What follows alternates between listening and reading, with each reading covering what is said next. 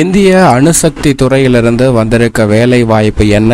Electrical electronics பிரிவு உட்பட பல்வேறு காலி பணியிடங்கள் நிரப்புவதற்கான அறிவிப்பு என்ன வெளியிடப்பட்டிருக்கு அப்படிங்கிறத டீட்டெயிலா பார்க்கலாம். இந்திய அணுசக்தி துறையின் கீழ் இயங்கும் இந்திய எலக்ட்ரானிக்ஸ் கழகத்தில் உள்ள பல்வேறு காலி பணியிடங்கள் நிரப்புவதற்கான அபிஷியல் அனௌன்ஸ்மெண்ட்டை வெளியிட்டிருக்காங்க. இதில் பல்வேறு பிரிவுகளில் ஐடிஐ படித்தவர்கள் விண்ணப்பித்து பயன்பெறலாம். விண்ணப்பிக்கும் அபிஷியல் இணையதளம் ecil.co.in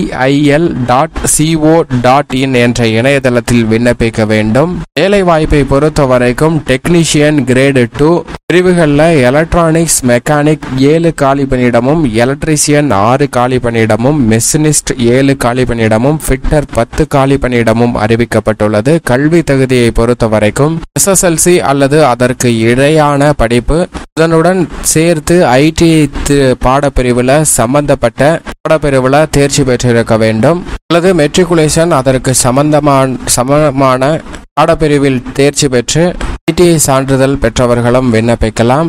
NAC பயிற்சி பெற்றிருப்பதோடு உற்பத்தி ஆலையில் 1 வருட பயணி அனுபவம் பெற்றிருக்க வேண்டும். அப்ரண்டிஸ் ட்ரைனிங் முடித்திருக்க வேண்டும் அப்படிங்கிறத குறிப்பிட்டிருக்காங்க.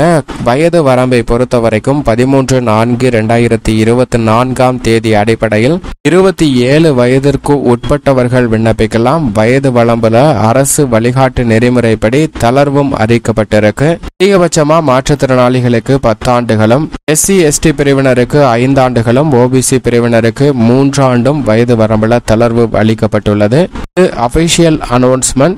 இந்திய அணுசக்தி துறையின் கீழ் இயங்கக்கூடிய இந்திய எலக்ட்ரானிக்ஸ் கழகத்தில் நிரந்தர காலி பணியிடம் நிரப்புவதற்கான அபிஷியல் அனௌன்ஸ்மெண்ட். அப்ரண்டிஸ் பணியிடம் அல்ல, தற்காலிக பணியிடமும் கிடையாது. நிரந்தர பணியிடம் நிரப்புவதற்கான அறிவிப்பு வெளியிட்டிருக்காங்க.